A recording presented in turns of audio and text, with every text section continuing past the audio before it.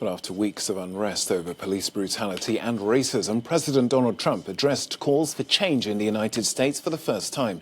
He says he's finalizing an executive order that encourages police to use professional standards for the use of force, but offered little detail on how it will be carried out. As some states are already making reforms, New York Governor Andrew Cuomo will sign into law a sweeping package of police accountability measures, including one allowing the release of officers' long withheld disciplinary records. Legislators in Louisville, Kentucky have banned warrants that allow officers to execute search warrants without knocking first.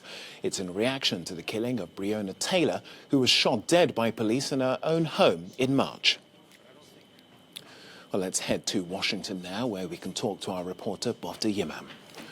Bofta, good to see you there. Tell us more about this new legislation in New York. What exactly does it entail? And could we see similar measures elsewhere? Well, this is really about increased accountability and transparency.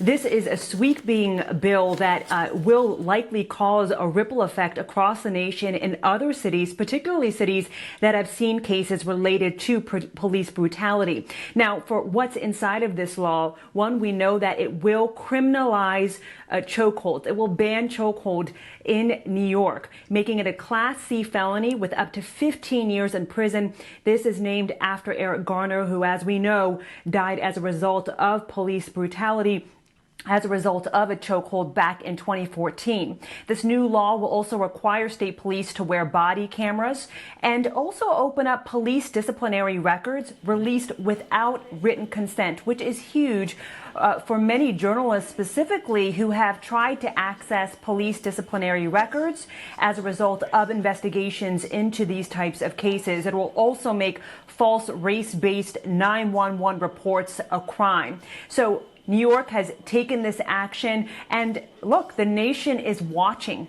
And others, even in Minneapolis, we've seen them dismantle their police department, their city council, making all kinds of reforms, looking at community-based efforts, a different way reimagining policing. So we can, in fact, expect others around the country to also potentially implement some of these changes that New York has done. Bofta, we've also been looking at images there of President Trump because he's today announced his own policing plan. Do we have any idea what this executive order might actually entail?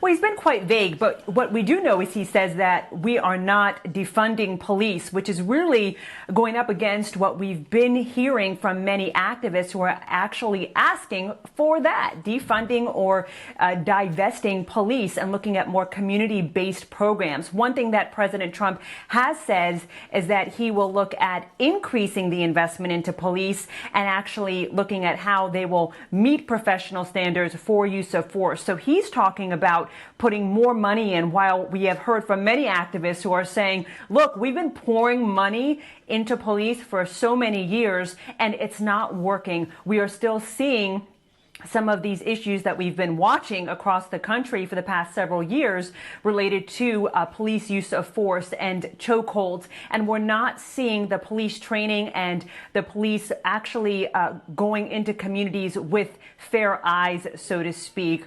So many have talked about the long history of over-policing, especially in communities of color. Bofta Yimam, our reporter there in the United States. Thank you. Well, for more on this, we are joined now by Kate Levine. She's an associate professor of law at the Cardozo School of Law in New York. Well, thanks for taking time to speak to us here on the programme. Let me begin by asking you about an article that you've just written in which you argue that we can't, or the United States can't prosecute its way towards making Black Lives Matter. But surely that's a good start, isn't it? So I think some may feel that prosecutions are justice for George. My personal opinion is that the overuse of the criminal legal system is how we got here in the first place, and we should be reimagining solutions at every level. That's not to say I don't understand why people are calling for criminal prosecution in a country that incarcerates Black people at a rate that far outstrips white people and police officers even less. That said, I think the problem is systemic, and therefore the solution has to be about system change rather than individual bad apple prosecutions. Okay.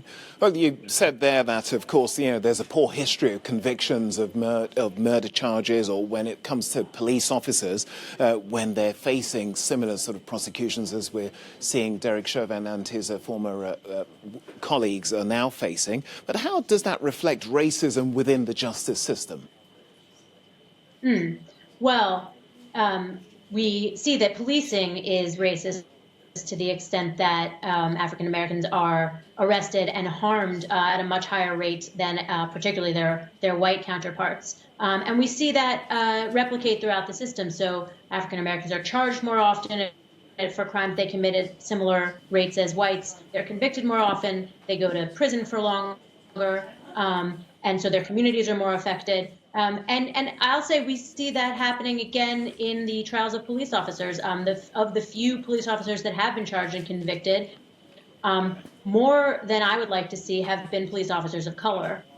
There's not enough to know whether that's a pattern, but anecdotally, it's troubling to me. Okay. So what steps concretely can be taken now? Because it seems as if the system is a bit of a mess.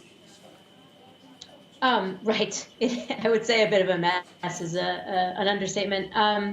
So I feel very heartened that the calls for defunding the police are being taken seriously. I wouldn't call the New York laws that were just passed sweeping reform. I think they're a decent start.